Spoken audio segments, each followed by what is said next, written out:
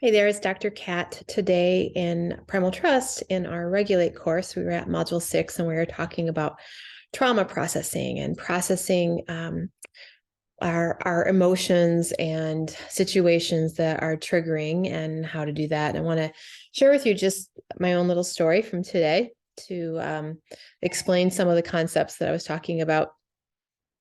I was walking along today and I saw a woman holding a baby and three little toddlers out hiking together. And seems like a totally normal scene. But as I watched them for just a few moments, I started to feel really funny inside um, and just kind of walked past. And it was just one of those feelings like, didn't feel good. Was like, what the world, what's going on? And I've been around the block enough to know when my nervous system is getting activated and something triggered me. So I got triggered, right? I could feel it in my body and it felt funny. And I had just actually been teaching about trauma processing. And so I thought, well, this is an opportunity for me. Clearly, I have something coming up that seems very inert. Like, why would this be a problem? But likely it was a thread connected to a memory and connected to an emotion that I needed to investigate a little bit. Otherwise, it wouldn't have been so disruptive. So I just went back to the image of the woman and the kids and just paid attention to the image for a minute. And sure enough, more feelings came up. So it was triggering, bringing some things forward. In Primal Trust, I say it's activating memory structures or igniting a neural network that has something for me to feel. And what happened is I eventually started to feel a lot of shame as I kept focusing on what is this trigger. Now, a lot of times we might get triggered and we're taught to like elevate and, distract, but when we're actually doing trauma processing work, I teach a process of presencing and awareness. And for me, I knew this was something that wanted to be felt and heard and experienced. And it was, too random to just, throw aside. And I started to feel a lot of shame. And I, again, flashed to the image I just saw and sort of inquired, like, why is this shameful? And as I just sat with it, I felt the shame of when I was a young mother, how I like couldn't take my kids anywhere. And I could feel how I had a sadness that I was never like hiking with my kids like this woman was, and how she felt safe enough to, be carrying kids on her back and going on a long hike and felt resourced enough to handle that and have the energy for that and have this wonderful experience. I was pretty much bedbound. I did nothing with my kids for a long time because I couldn't.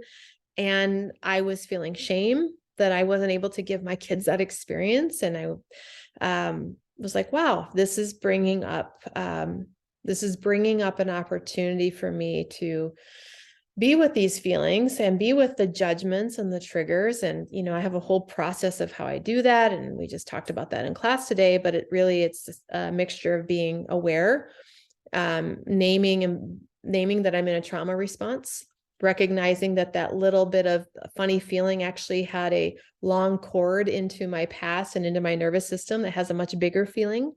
That much bigger feeling was shame. And it's an opportunity to be present with that shame and to also find a place of self-compassion and to allow that energy to move through my nervous system. So that's what I did. And as I did that, the shame became grief, and grief for what was lost, and grief for, just my own lost experiences. And, I had tears in my eyes, and it was just such a benign experience that actually ran very deeply for me because I took the time to be present with it, to be curious, to witness it, to feel it, and, did a few processes to help move it through, including breath work and some tapping. And then on the other side, I was able to, again, take that image of the woman and with the kids and hiking. And after the shame had passed and the grief had passed, just a sense of self-compassion and compassion of what it was like for me back then as a young mother, not being able to do those things. And compassion that I grieve what's lost. And so, I rode that wave, and that's what it looks like. So, I share that because that was a very mini trauma processing. It might not seem super traumatic, but the feelings that came up for me were very hot and heavy. And, I've done a lot of work on this, and it doesn't like take me down. It was probably a matter of 10 minutes that I went through that. It didn't cause any crazy symptoms or anything like that. But in the past, when trauma would come up and activate me, I'd get a lot of symptoms because my nervous system couldn't hold space for it.